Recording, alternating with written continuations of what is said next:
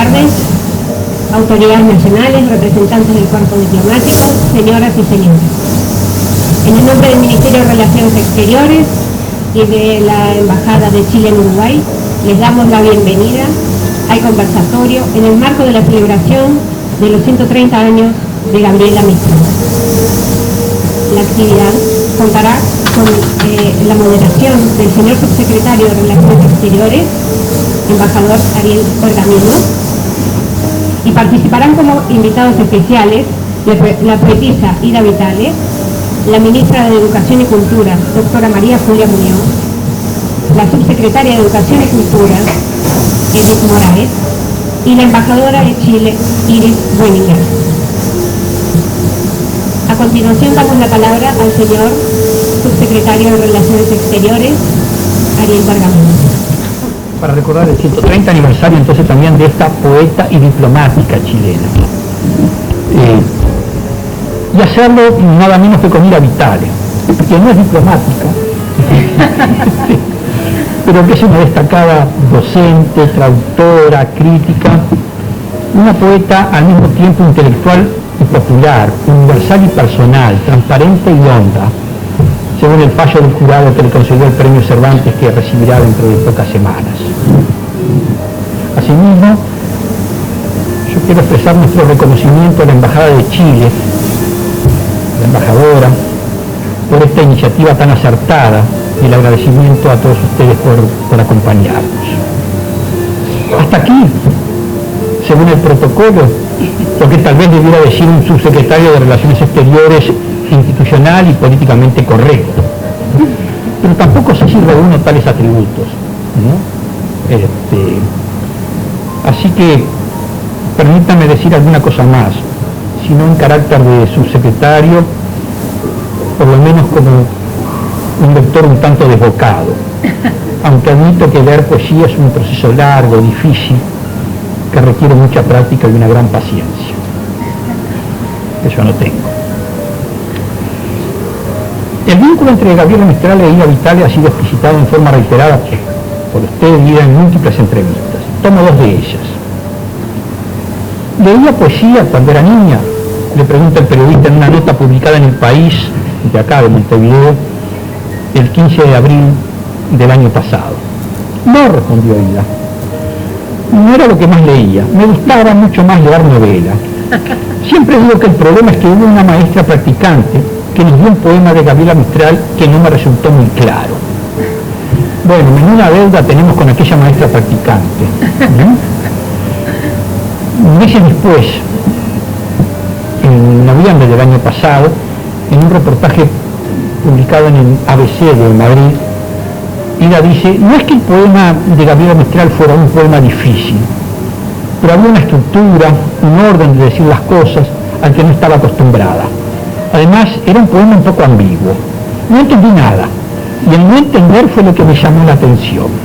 Es decir, era una especie de tentación y de provocación lo que estaba ahí latente. Funcionó, porque al cabo de un año sí que lo entendí. No siempre estamos preparados para todo, pero todo llega al final. No es verdad. ¿Cuántas veces es la sombra, el misterio, lo que no llega a comprenderse a cabalidad, lo que provoca y estimula sensibilidades singulares? Lo parcialmente inteligible constituye un fermento de primer orden, decía Carlos Vaz Ferreira. Y eso fue lo que aconteció en aquella oportunidad en la que una niña de 12 años llamada Ida tomó contacto con un poema de Gabriela Mistral. Pero bueno, basta de preámbulos, ¿no? Ida Vitale y Gabriela Mistral, ¿qué más puede decirse? ¿Y quién puede estar interesado en escucharme a mí estando acá, Ida Vitale? Así que, la palabra de ustedes. Gracias.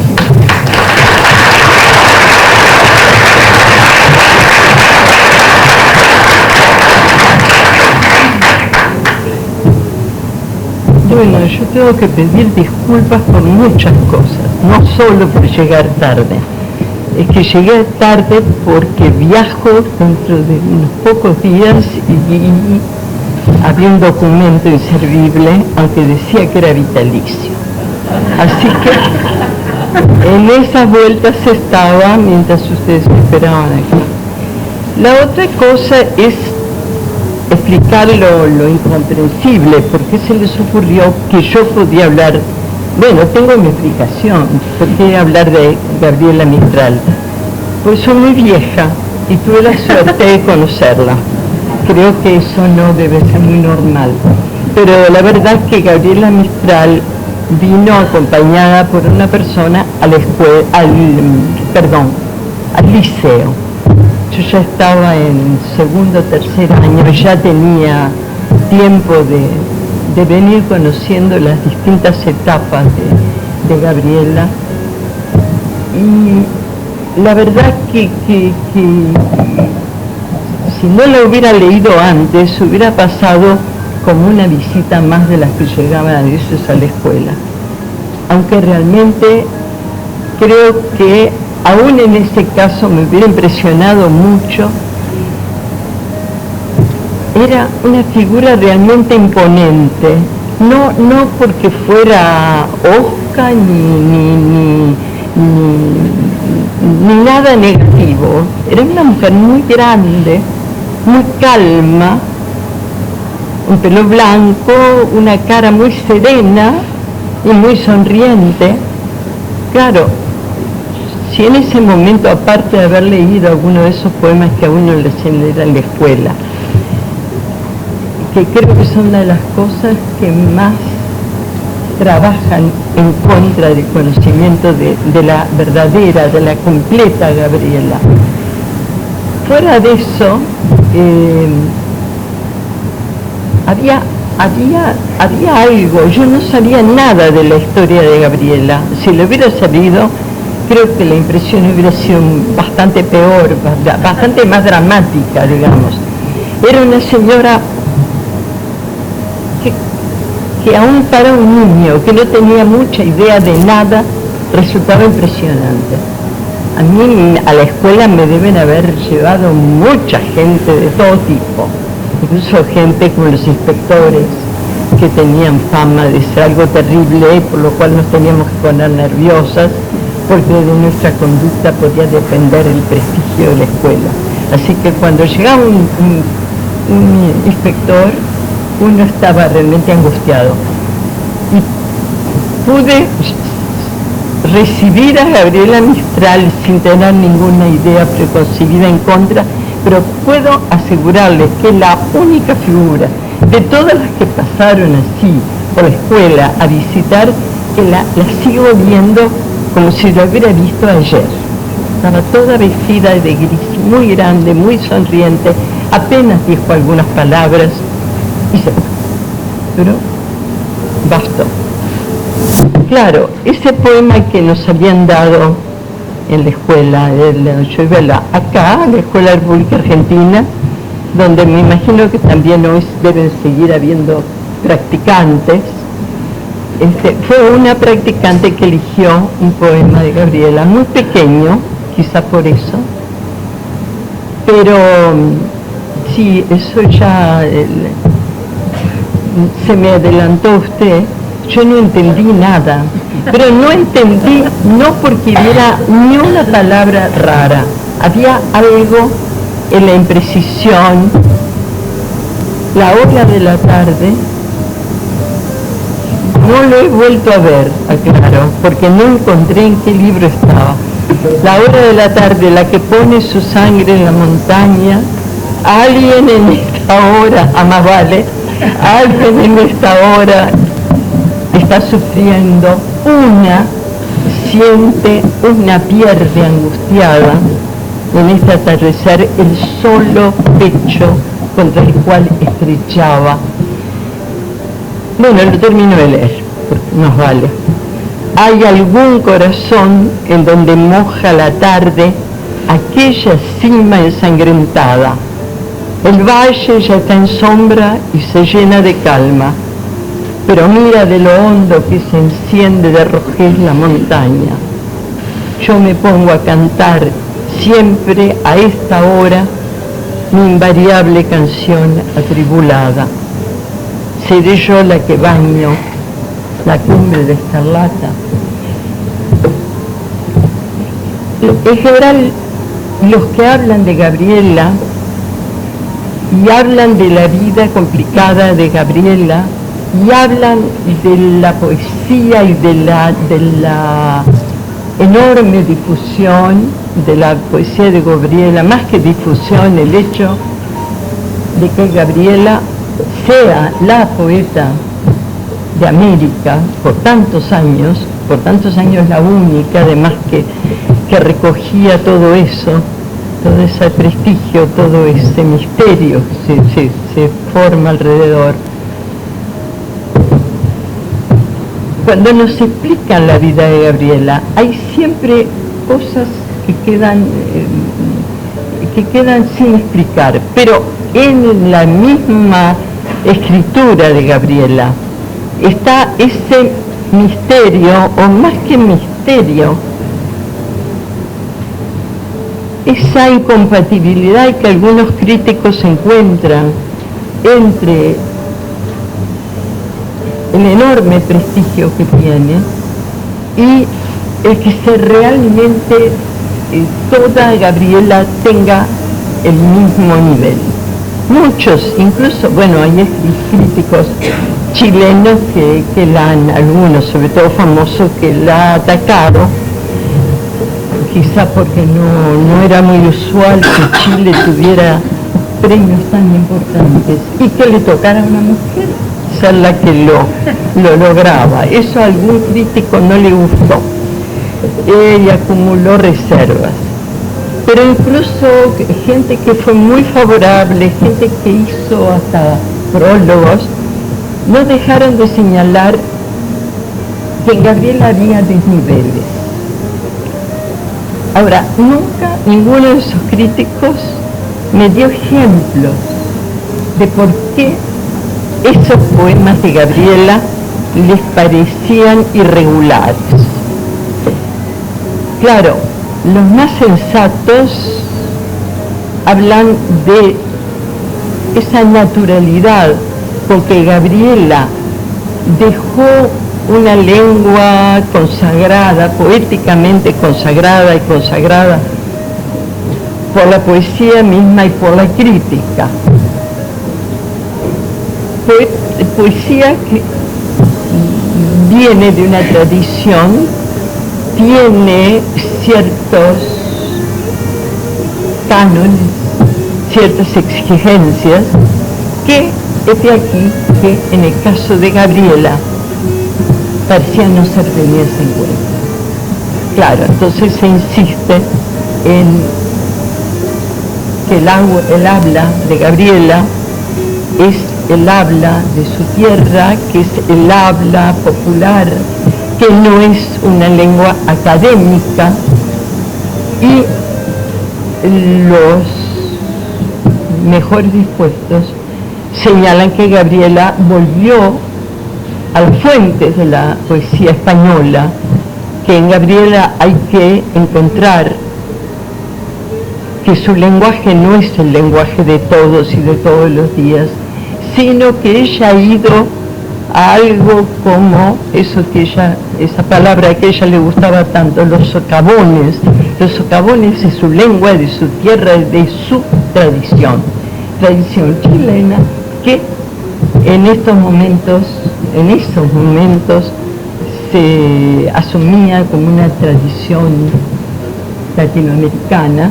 Siempre estamos dispuestos a beneficiarnos todos cuando hay algo que destaca mucho, y entonces Gabriela sí se volvía la respuesta latinoamericana a lo que era esa estructura tan completa, tan compleja, tan admirable que todos hemos heredado y que es la poesía española desde sus más remotos orígenes. Bueno, sí, es probable que muchos, justamente lo que hace la diferencia de Gabriela, lo que hace que nos detengamos en ella y veamos que no es igual que nadie, que es única, es que ella vuelve y se apropia de algo que los españoles pudieron haber tenido como peculiar e intransferible, sus raíces menos aparentes, lo que de pronto el lenguaje culto o hiperculto va dejando de lado y sobrevive en cambio en el lenguaje popular, incluso en el lenguaje, digamos, rústico, una palabra que no faltó crítico que le aplicara a la poesía de Gabriela. Resulta que la poesía de Gabriela es rústica, es poco adornada, no busca las gracias, digamos, de una factura poética, sino que, como se le atribuía también a ella misma, iba a lo suyo, iba a lo hondo, iba a aquello que no podía no caer en gracia o no formar parte de ese mundo que muchas veces usa de la poesía para otros fines. Digo, toda una cantidad de poesía, una buena cantidad de los primeros libros de Gabriela son libros, bueno, el primero naturalmente, Desolación, es un libro muy doloroso para ella, doloroso de pronto para alguien que lo lee en una situación más o menos similar a la situación que vivió Gabriela al escribirlo, pero todo eso después de un periodo, porque Gabriela tuvo unas cosas, eso muy curioso, en nadie como en Gabriela se ve tanto la periodicidad de su obra, porque escribe y luego se toma 5 o 10 años de silencio. Digo, hasta que no vemos las fechas y sabemos las circunstancias en que por qué esas cosas van ocurriendo, no observamos, digamos así, científicamente que la poesía de Gabriela va cambiando de momento en momento, y va cambiando siempre no como el que viene aprovechando una labor y lentamente pasa de una cosa a otra. No, los cambios en Gabriela son abruptos. Pasa de esos poemas terribles de desolación a dejar de mirar para su historia, para sí misma, para su drama, aún en la medida que este drama es compartible, y empieza a ocuparse de la naturaleza, de los niños, de la madre, de la maestra. Siempre hay de todas maneras, cuando uno pasan los años y sale de ese periodo que es simplemente disfrutar de la poesía y empieza a tratar de buscar cómo eso se produjo, cuál es la base que está oculta, porque no todo está aclarado, ni todo es transparente. Y entonces uno se da cuenta que en la vida de Gabriela hubo muchas cosas serias. De repente la adolescencia o la infancia acepta muchas cosas sin analizarlas, pero a veces justamente lo que queda ahí como adormecido es lo que después de alguna manera explota. Entonces se habla del padre que desaparece cuando ella es muy niña, de la vida dura, de la vida difícil, pobre, muy pobre, la maestra rural, creo que en todos lados ha sido la maltratada de los países. No sé cómo es hoy la escuela acá. Desearía que los maestros fueran los mejores pagados del país. Creo que eso sería una cosa que ayudaría mucho y que sería básica. No, aquí no debe haber nadie de las cámaras que me oiga este voto, pero creo que sí, en mi caso es el voto que el alma pronuncia. Yo me crié en una casa con una abuela que había sido maestra cuando tenía, esto es un paréntesis, que nada tiene que ver, pero había sido maestra cuando tenía 12 años, porque era del interior, y en el interior evidentemente no había maestros, entonces la mejor de la escuela la ponían a enseñar a los chiquitos. Bueno, ella le tocó ser maestra. Y por supuesto luego, eso fue de soltera, luego ya no lo hizo nunca más, se fue de su pueblo, y siempre decía, es que a los maestros se los paga tan mal. Era una obsesión constante. Y hay una anécdota de Gabriela en que por primera vez hay un acto público en que van a leer, o ella tiene que ir a leer poemas, y no va, porque considera que no tiene ropa para presentarse ante el público. Es decir, cuando hablo de pobreza, doy un ejemplo que es bastante iluminador.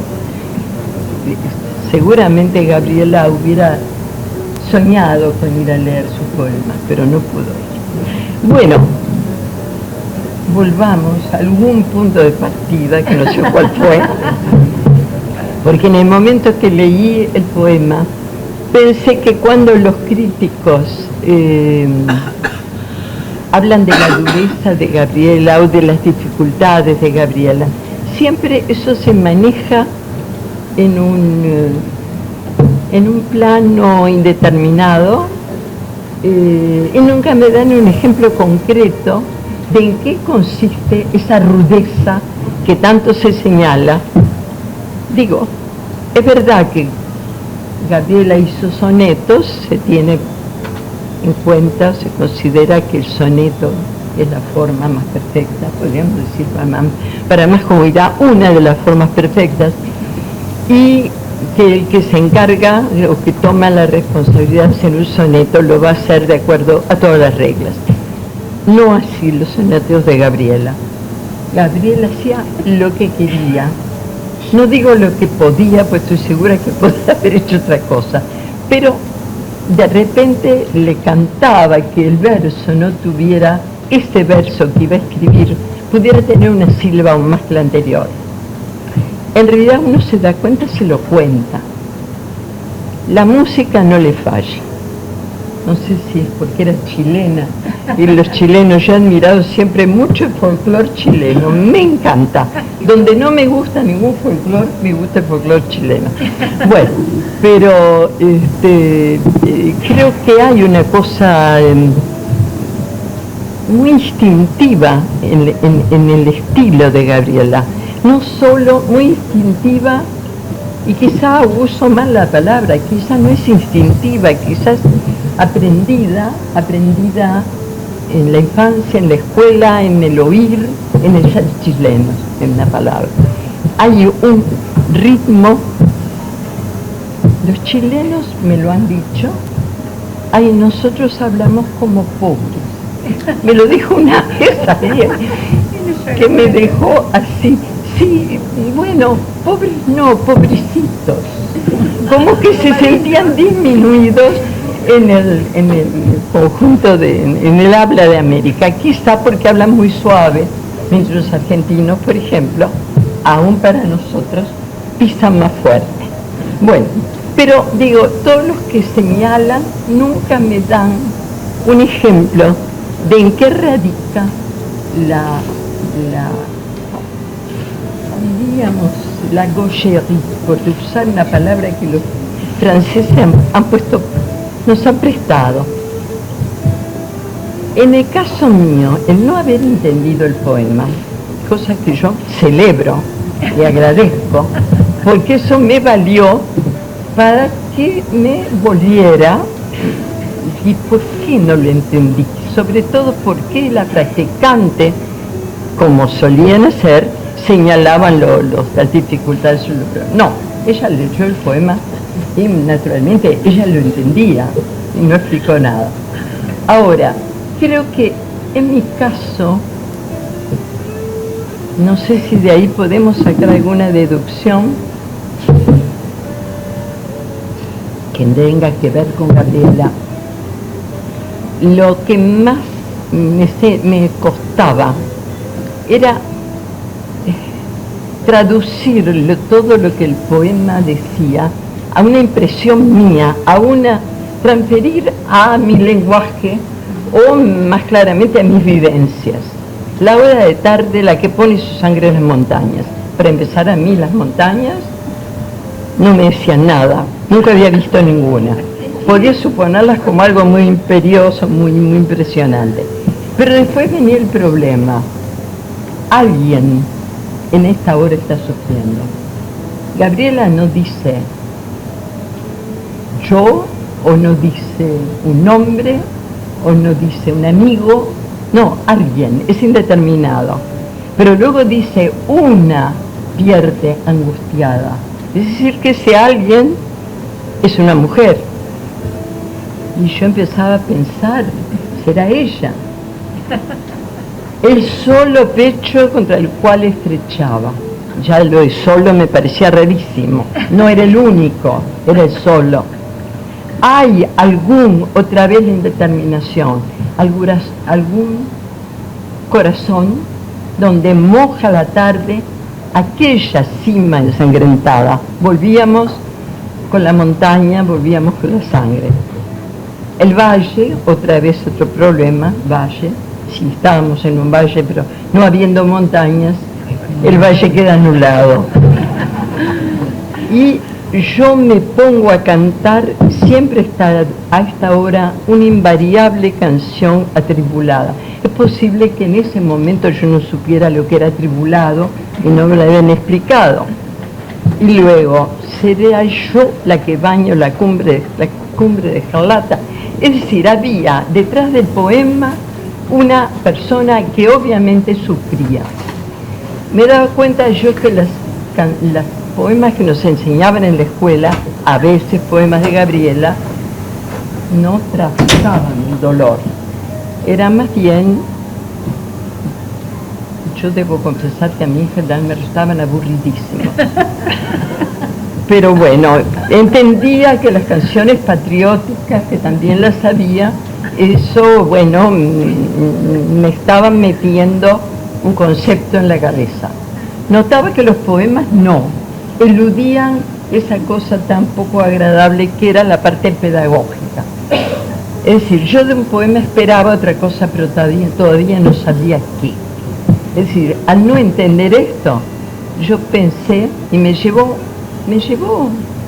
unos cuantos meses, porque yo me pregunté, tuve la seguridad de que era algo que tenía que entender yo sola y que ninguna maestra o ninguna practicante me lo iba a traducir a algo que fuera más claro que el propio poema. Bueno, yo saqué en limpio dos cosas, que la poesía no siempre es fácil y que la poesía no es siempre una corriente en un solo sentido.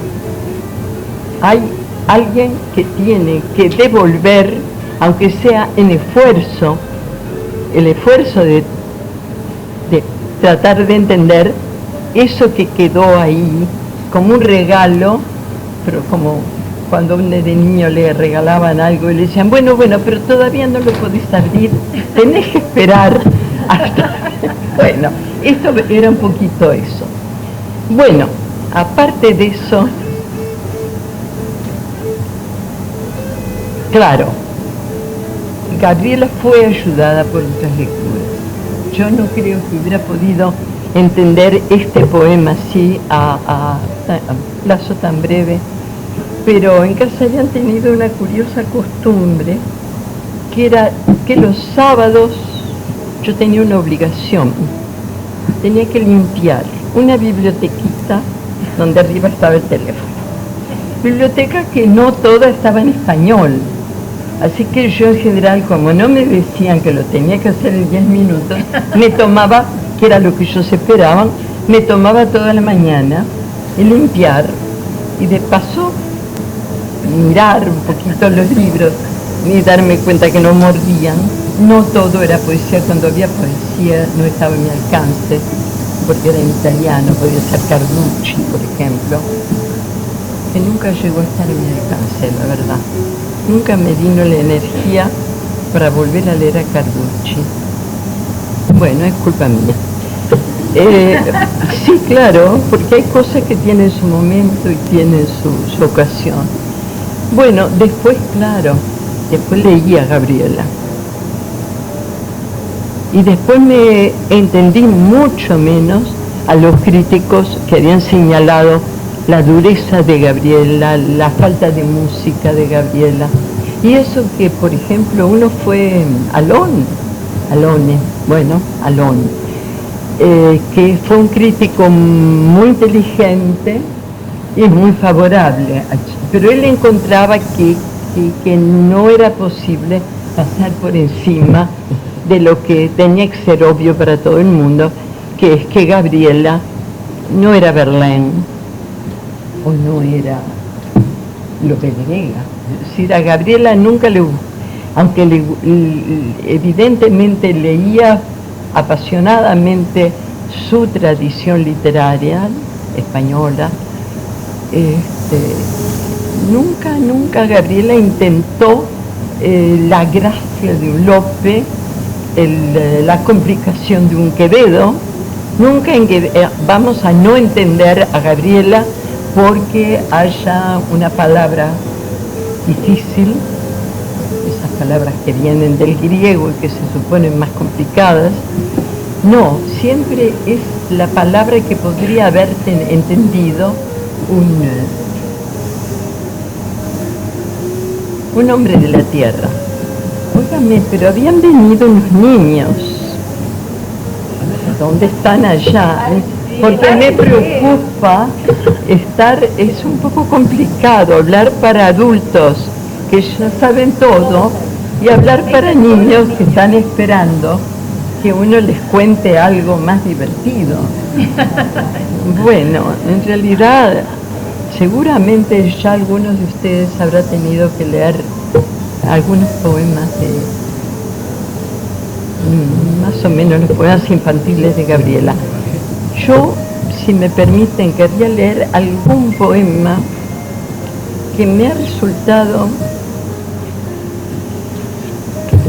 Hay poemas que me han acompañado toda la vida, que recién, como ahora cuando traté de recordar Cima, me daba cuenta que, bueno, sí, a mis 95 ya las palabras fallan y las rimas también, las rimas mucho más que las palabras. Ay, yo tenía una edición que tenía un papelito marcado. No, me hace así el poema. Bueno. No, es que esta edición no tiene, yo agarré la equivocada. Espera un momentito que me va a llegar. Bueno,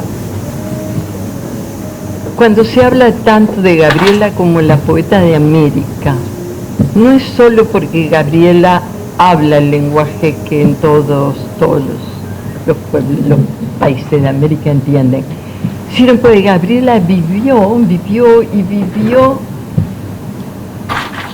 tomando las esencias de esos países, por ejemplo, de México. Será porque yo viví 11 años en México y le guardo una gratitud infinita, que me gustaría leer uno de los poemas de Gabriela, que no habla de México directamente, habla del maíz, porque el maíz lo ve como una de las cosas representativas. Y además a Gabriela le encanta usar los nombres americanos de los lugares, el anáhuac, Quetzalcóatl, esos nombres que a veces son difíciles de decir para un extranjero. Perdón, ¿ustedes oyen al fondo o no? Sí, perdón. Porque ya que voy a leer el poema, eso quiero que se oiga, lo otro no importa. Ya.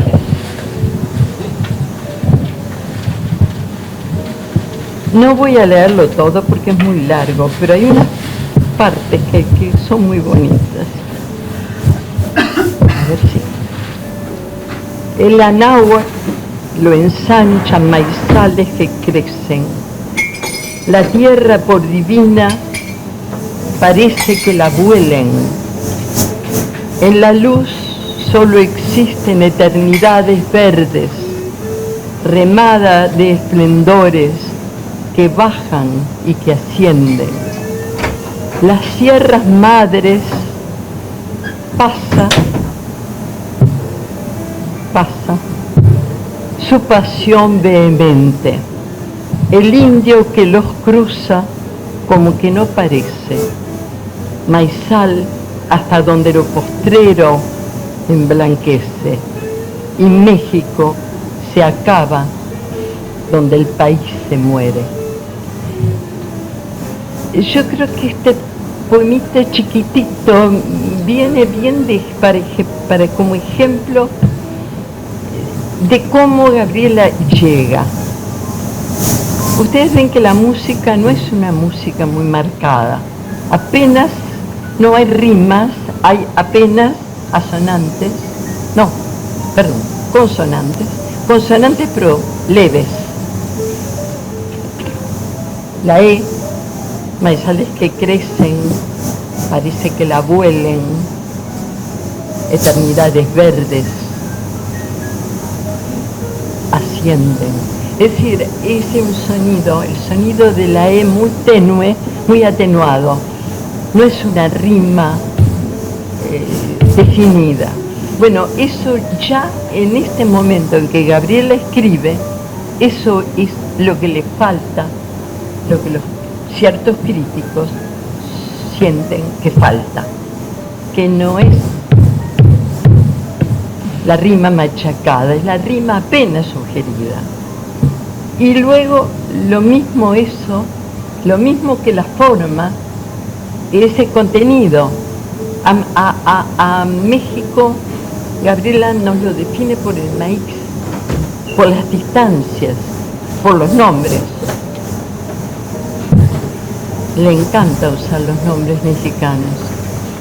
Por bocado de Xochitl, Xochitl era la madre, la mujer madre de las mujeres, porque el umbral en hijos y en danza reverbere, se matan los mexitlis, como tlalocs que jueguen y la piel de la náhuatl de escamas resplandece. No los mexicanos, los mexitlis. Y tlaloc, que es cuando uno ve la pintura que todavía en algunos lados está repetida en el museo, pero queda en las paredes todavía. Una de las cosas más encantadoras fue la serie de Tlaloc, que está en alguna pirámide o en algún lugar, ahora no me acuerdo dónde, que es un fondo como chocolate en la pared, fuerte, marcado, que no ha perdido sus colores, y el río azul, y las figuritas que bailan, que son los espíritus del agua, los Tlaloc. Como Tlaloc que jueguen, y la piel de la náhuatl, que es el nombre antiguo, de escamas resplandece. Xochitl va caminando en filos y filos verdes. Su hombre halló tendido en caña de la muerte. Lo besó con el beso que a la nada desciende y le sembró la carne en el anáhuatl leve, en donde llama fuerte a todo. Pero lo presente hasta los últimos libros de Gabriela, que es el duelo por ese novio que tuvo y que se suicida. Se suicida ya después de haberla dejado a ella además. Así que Gabriela tuvo los dos golpes, primero el abandono y después, sin estar, en ningún momento está como siempre esperando que vuelva, en ningún momento le desea la muerte, salvo en un momento, sí, de furia, que lo dice, Ni siquiera tiene la discreción de ocultarlo, lo dice. Luego tengo la sensación de que toda la obra de Gabriela en donde aparece el tema del amor es como el pago por ese momento de furia que tuvo. Su hombre halló tendido en caña de la muerte. Mete su experiencia personal tan terrible en la historia de la náhuatl, en la historia de México. Totalmente incorrecto desde el punto de vista de uno de los críticos, supongo. Pero esa era Gabriela. Bueno, no voy a seguirles con todo esto. Bueno, Gabriela no los aburre, ¿no? No, yo quería leer otra cosa que no era, que era un poco lo que representa. Y un poema al Uruguay, que también quiero leer, porque no los recibimos con tanta frecuencia. Entonces, yo tenía que haber marcado esto, pero me lo marqué en otro libro. Bueno, de paso, mientras busco un poema, no puedo dejar de pensar que una de las cosas prodigiosas de Gabriela, que a mí en un momento casi que me gustaba más que los poemas, era la prosa. Esos recados que ella escribía sobre cosas muy distintas, muy discretos, en general cortos, breves, casi como si fueran un poema, pero yo siempre pienso que la prueba de fuego de los poetas es la prosa. Porque es difícil dar con una prosa que no sea totalmente llana, pero que tampoco sea verso puesto de corrido, ¿no? Y Gabriela, naturalmente, eso lo hizo de una manera espléndida. Hubo recados en verso, hubo recados. Lo otro que naturalmente está subyacente en toda la poesía de Gabriela es la maternidad. Incluso en los poemas sobre la madre, uno siente que la madre no llenó completamente esa figura materna. Quizá el hecho de que el padre se hubiera ido cuando Gabriela tenía 3 años habrá ayudado eso. Pero junto a eso y junto a parece que Gabriela tenía ya la seguridad de que nunca iba a tener niños, que la maternidad le estaba negada, quizá porque en esa época las mujeres todas tenían niños, muy temprana edad, no en mi caso, pero era lo general. Las mujeres a los 16, 17, 18 años ya estaban preparadísimas para tener un niño. Gabriela a los 30 ya debía haberse dado, además, partido ese hombre al cual ella le guardaba fidelidad. Pero siempre aparecen entre los temas que uno piensa poco poéticos de Gabriela, o muy característicos de ella más bien, el tema del nacimiento del niño. Mi amigo me escribe, nos nació una niña, la carta esponjada me llega de aquel bajido y yo la abro y pongo el bajido caliente en mi cara. Les nació una niña con los ojos suyos, que son tan bellos cuando tiene dicha, y tal vez con el cuello de la madre, que es parecido a cuello de vicuña. Les nació de sorpresa una noche, como se abre la hoja del plátano. No tenía pañales cortados la madre, y rasgó el lienzo al dar su grito. Y la chiquita se quedó 1 hora con su piel de suspiro, como el niño Jesús en la noche, lamida del Géminis, el león y el cangrejo, cubierta del zodíaco de enero. A mí este salto de la niña recién nacida al zodíaco me parece insólito, increíble. Se la pusieron a la madre al pecho y ella se dio como recién nacida, con una hora de vida y los ojos pegados de cera. Le decía al bultito los mismos primores que María, la de las vacas, y María, la de las cabras, conejo cimarrón, suelta de talle, es decir, graciosa. Y la niña gritaba pidiéndole volver donde estuvo sin 4 canciones.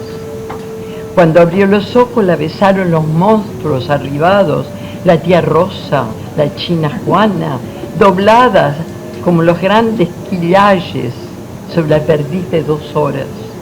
Y volvió a llorar despertando vecinos, noticiando el barrio, importante como la Armada Británica, sin querer aplacarse hasta que todos hubiesen sabido.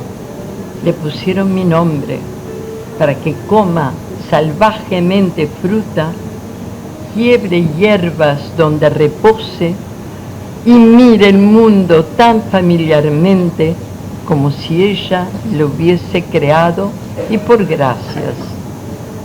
Mas añadieron en aquel conjuro que no tenga nunca mi suelta imprudencia, que no labre panales para osos, ni se ponga a azotar los vientos.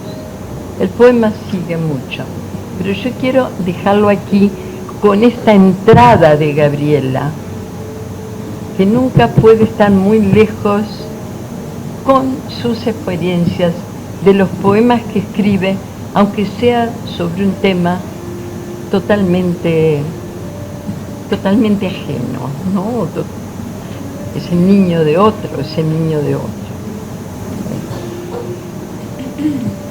No sé, tendría que leer algún poemita para los niños que no han de estar entendiendo nada. A ver, niños. O tienen a mano el maestro que se lo va a explicar, no bien salgamos. A ver. Es que ¿dónde está? Que yo no lo marqué, un poemita que era más llevadero.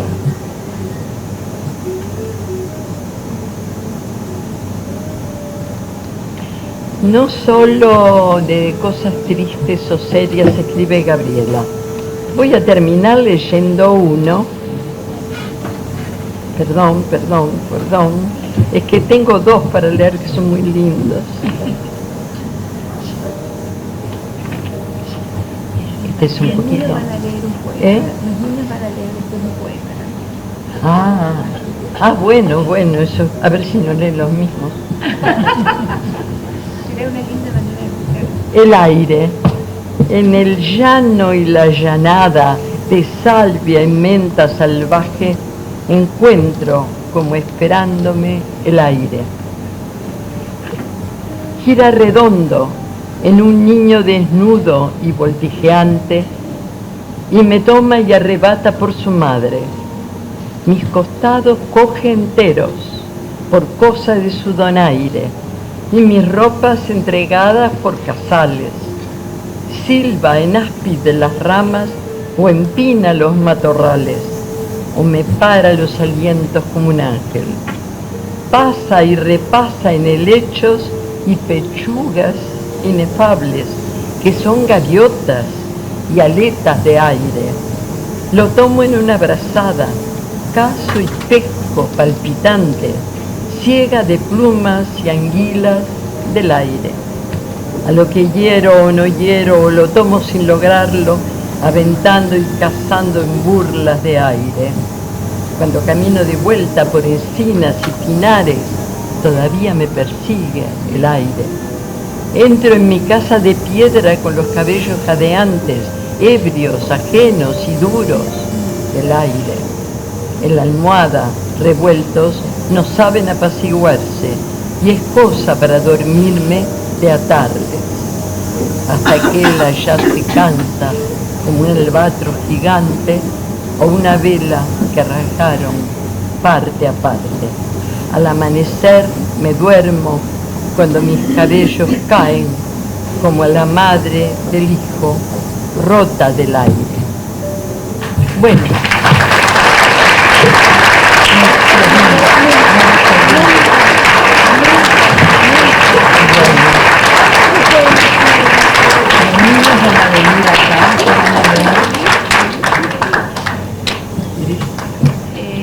Muchas gracias.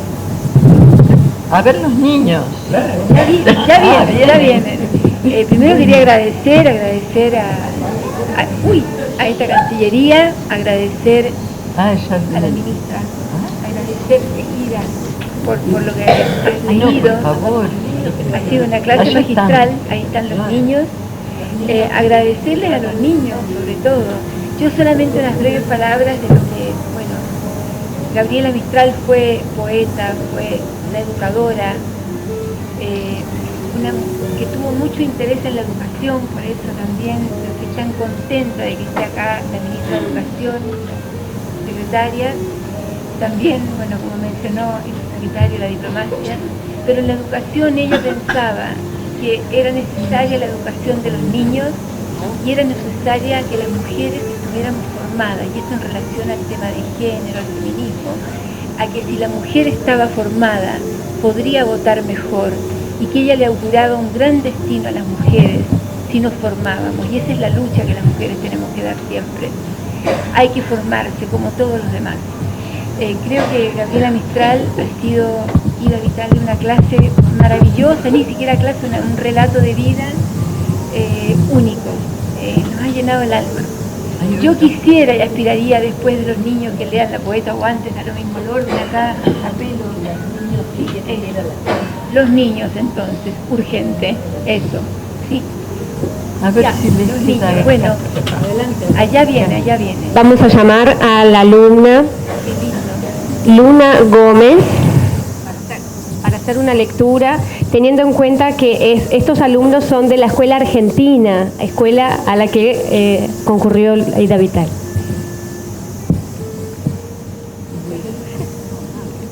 Gotas, se hieren y se funden, acaban de dejar de ser la lluvia. Traviesas en recreo, gatitos de un reino transparente, corren libres por vidrios y barandas. Umbrales de su limbo, se siguen, se persiguen. Quizá van de soledad a bodas, a fundirse y amarse. Trasueñan otra muerte. Muchas gracias. Y ahora van a pasar dos alumnos de la escuela, que son Matías y Rocío, a entregar unos ramos de flores a la señora Ida Vitale y a la señora embajadora de Chile.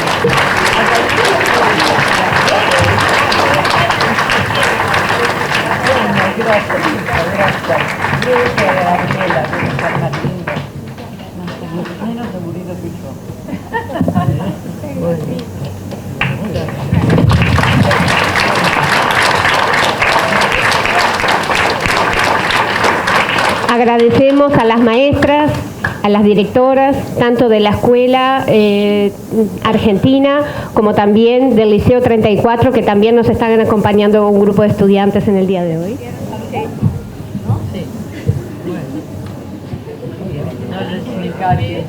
No les encargo. Se han retirado los niños, que esperemos alguno sea poeta como Ida. Simplemente agradecerte que para nosotras, tanto para Edith como para mí, estar al lado de Ida es un verdadero privilegio. Es un verdadero privilegio. Para mí es privilegio que me traigan a hablar de Gabriela. Ay, sí, claro. Entonces nos hizo gozar de muchos poemas de Gabriela y le decimos a todos que cuando ella reciba el premio y va a decir unas palabras, todas las pantallas desde Limpo a TNU y Vera TV van a estar pasando las palabras de Ida para que todas y todos podamos gozar nuevamente de Ida Vitale, que es un orgullo para el Uruguay. Muchas gracias. Bueno.